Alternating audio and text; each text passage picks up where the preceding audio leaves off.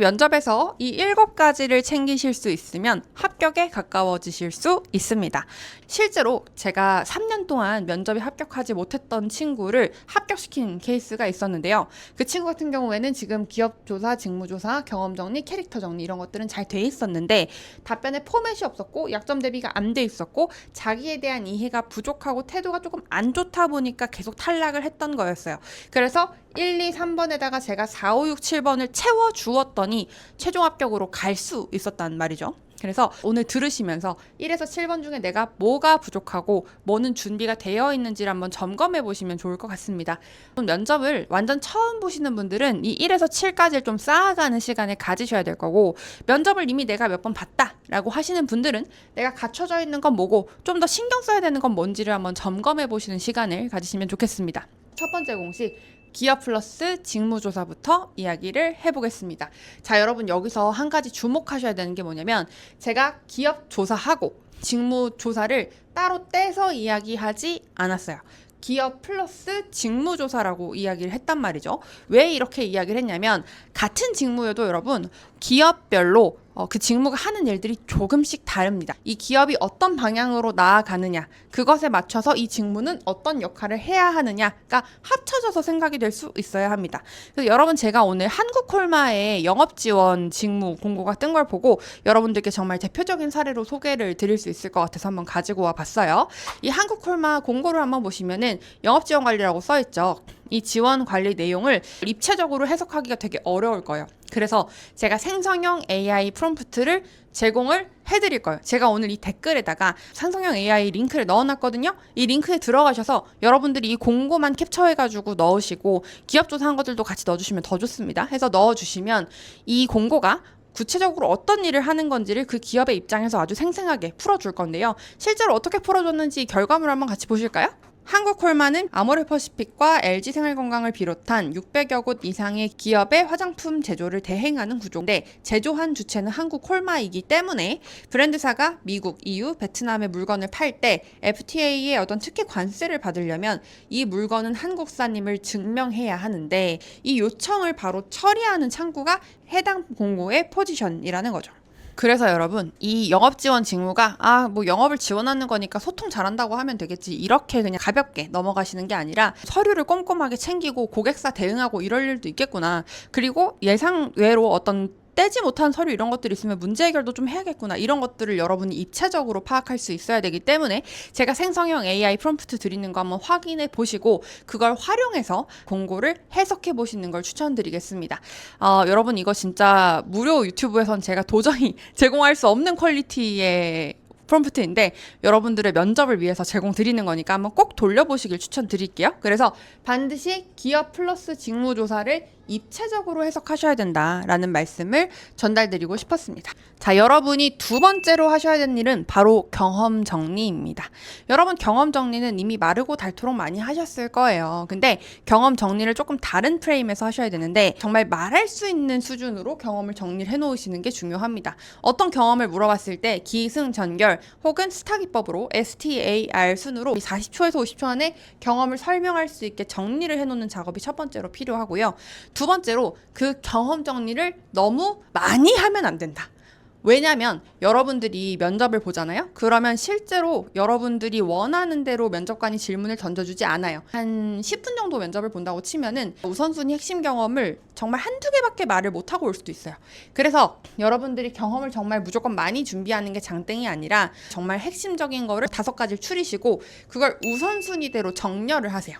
그럼 경험 우선순위 정리한 걸 어떻게 활용을 하냐라는 거를 좀 말씀을 드리면, 질문이 좀 크게 들어올 때가 있어요. 예를 들면 살면서 제일 몰입해본 경험을 이야기해보세요 라는 질문이 나왔다고 치면은 여러분들은 자꾸 정말 내가 살면서 몰입해본 적이 언제지? 이런 식으로 생각을 하려고 한단 말이에요. 근데 그게 아니고, 내가 살면서 제일 몰입해본 경험, 거기다가 내 1순위 경험을 우겨 넣는 거예요. 몰입이라는 단어를 살짝 MSG 치듯이 쳐도 충분히 듣는 사람 입장에서는 몰입했다라고 있다고 들립니다. 오히려 뭐가 문제냐면 몰입한 경험을 얘기하려고 그 아까운 기회를 제가 최근에 취미로 드론 조종하는 거에 열심히 최선을 다했습니다. 이런 정말 뜬금없는 역량이나 뜬금없는 경험을 말하게 되는 게 오히려 기회 손실이라는 거죠. 그런 기회 손실이 없으려면 여러분들이 반드시 이 경험에 우선순위가 정리가 되어 있어야 되고, 이런 큰 단위의 질문이 들어왔을 때 이 질문을 1순위 경험하고 엮어서 셀링해야지. 그러면 다음 질문이 들어왔을 때 이번에는 두 번째 우선순위 경험을 셀링해야지. 이게 여러분들이 정리가 안 돼 있으면 면접을 보고 나왔는데 진짜 내 핵심적인 역량, 핵심적인 경험은 한 번도 못 보여주고 그냥 면접관이 끄는 대로 그대로 질질 끌려가지고 이 질문하면 이 질문, 저 질문하면 저 질문, 방향성 없이 답변하다가 나오게 되는 거예요. 그래서 경험 정리 그냥 하지 마시고 반드시 40초에서 50초 안에 이야기할 수 있게 정리를 하시고, 그 다음 두 번째로 이 경험 정리 우선순위를 세워두셔서 좀 큰 질문이 나왔을 때 우선순위대로 1순위, 2순위, 3순위 셀링할 수 있게 준비하시는 게 굉장히 중요하다는 말씀을 드리고 싶습니다.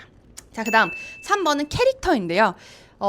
저는 이 캐릭터를 엄청 강조하진 않아요. 캐릭터를 강조하진 않는데 그래도 나를 한마디로 설명하면 뭐라고 설명할 것인가에 대한 아주 전체적인 컨셉 하나는 들고 들어가야 돼요.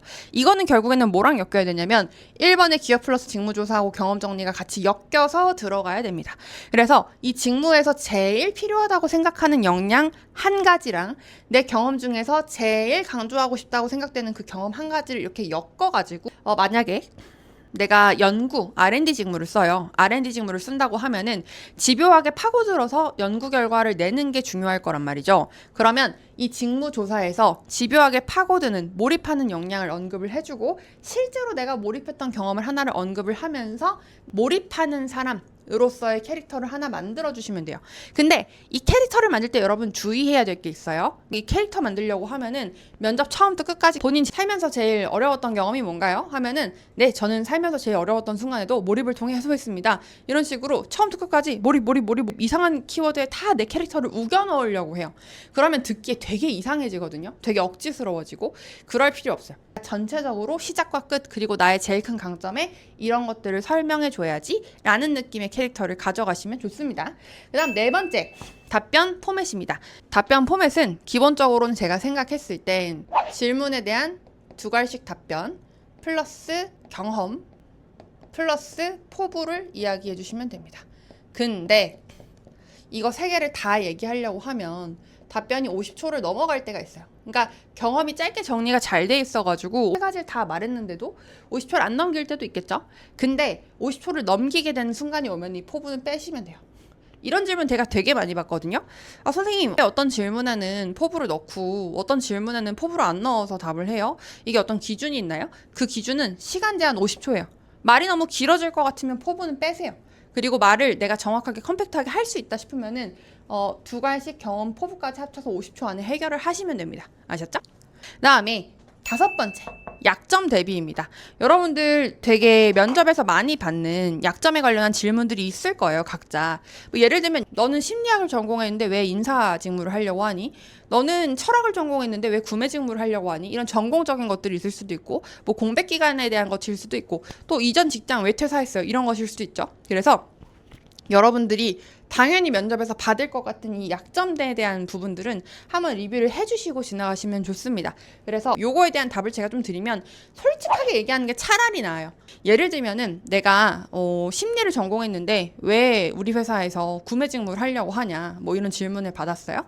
그러면 제가 심리로 밥벌이를 하려면 석사 박사까지 하고 나서 이제 1대1 상담 심리를 할 수 있는데, 제가 석사 박사까지 할 만큼 이 분야를 사랑하는가라고 생각했을 때 그렇지 않다는 판단이 들었다 때문에 이 심리를 전공했던 것을 어떻게 하면 조금 더 활용할 수 있을까를 고민을 하다가 다양한 분야의 인턴십이나 프로그램들에 참여를 했고, 그랬을 때 이 구매라는 직무가 제일 내가 배웠던 것을 활용해서 내 역량을 펼칠 수 있는 직무라는 판단이 들어서 지원을 했다. 차라리 이렇게 솔직하게 말하는 게 낫다는 거예요.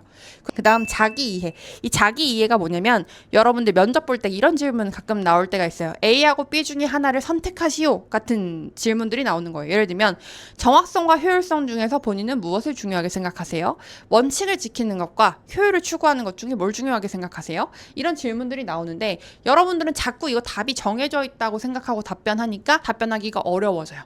이걸 돌파하려면 어떻게 해야 되냐면 차라리 정말 내가 옳다고 생각하는 걸 이야기하는 게 압박 질문이 들어와도 답을 잘 할 수 있습니다. 예를 들면 저는 정확성이 더 중요하다고 생각합니다 라고 답을 했으면 정확성이 중요하다고 생각하는 이유는 이러이러합니다 라고 대답을 했을 때 그러면 효율은 안 챙겨도 되나요? 물론 아닙니다. 효율적인 부분도 당연히 챙겨야 하지만 저는 정확성이 밑바탕이 되어야 효율성까지 챙길 수 있다고 생각합니다. 이런 식으로 내 생각을 말할 수 있단 말이에요. 그래서 A하고 B를 선택해야 되는 그런 상황의 질문들이 나오면 여러분들이 그걸 대비를 할 때 이거의 답이 뭐지? 라고 접근하시는 게 아니라 나는 어떤 사람이지? 나는 뭘 더 중요하게 생각하지? 그렇게 생각하는 이유가 뭐지? 를 관점을 가지고 준비를 해주시는 게 굉장히 중요해요. 왜냐하면 내 관점이 없으면 뒤에 들어가서 압박이 들어오게 되면 결국엔 무너지기 때문에. 자, 그 다음 마지막 태도입니다. 이 태도 부분은요, 여러분, 저는 자신감이라는 표현으로 귀결이 되는 것 같아요. 이 태도가 자신감을 보여줄 수 있냐 없냐로 기준이 마련된다고 말씀드릴 수 있을 것 같은데요. 자, 그렇다면 우리가 자신감을 보여주는 태도를 만들려면 어떤 요소들이 갖춰져 있어야 되느냐? 크게 5가지를 보면 알 수 있어요. 첫 번째, 움직임을 봐야 돼요. 움직임이 무슨 뜻이냐면 여러분들 자꾸 손 움직이는 분들 있어요. 그런 분들 딱 봐도 너무 산만해 보이고 움직임을 최대한 줄여주셔야 되고, 두 번째, 미소. 자기가 웃고 있다고 생각하는 경우가 되게 많거든요. 꼭 영상 찍어보세요. 영상 찍어보시면 실제로는 그렇게 웃고 있지 않아요. 사실 생각보다 굉장히 활짝 웃어야 남들 보기에도 웃는 표정이 나오니까 웃는 걸 많이 연습을 하셔야 됩니다. 세 번째, 추임새 조심하세요.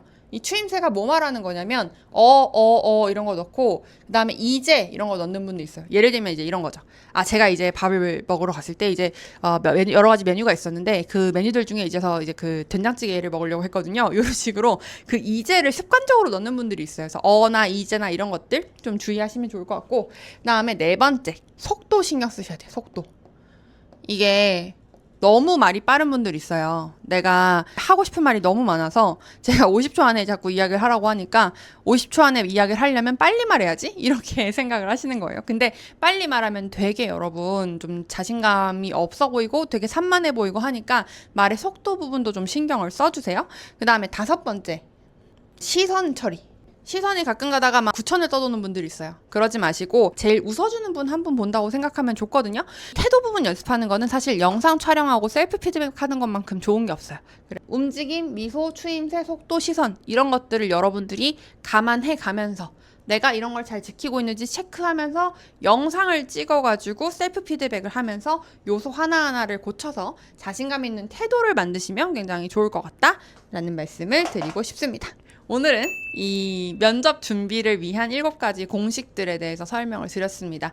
들었을 때 여러분들이 나 이거 이미 잘하고 있어 싶은 것도 있고 이거 진짜 빨리 채워야겠다 싶은 것도 있을 거예요. 그래서 한번 여러분들의 면접 준비가 어느 단계까지 되어 있고 뭐가 잘 돼 있고 뭐가 안 돼 있는지 한번 점검하는 시간을 가지시고, 혹시 내가 이걸 점검하고 개선해 나가는 게 나 혼자만 좀 어려울 것 같다, 누군가의 도움이 필요할 것 같다 라는 생각이 드시면 언제든지 자인스쿨을 찾아주시면 여러분들과 함께 이 7가지 요소를 같이 점검해 나가고 여러분들이 면접에 합격까지 나아갈 수 있는 길을 같이 한번 찾아보도록 하겠습니다. 지금까지 봐주셔서 감사드립니다. 자인스쿨은 여러분들의 취업을 응원합니다. 파이팅!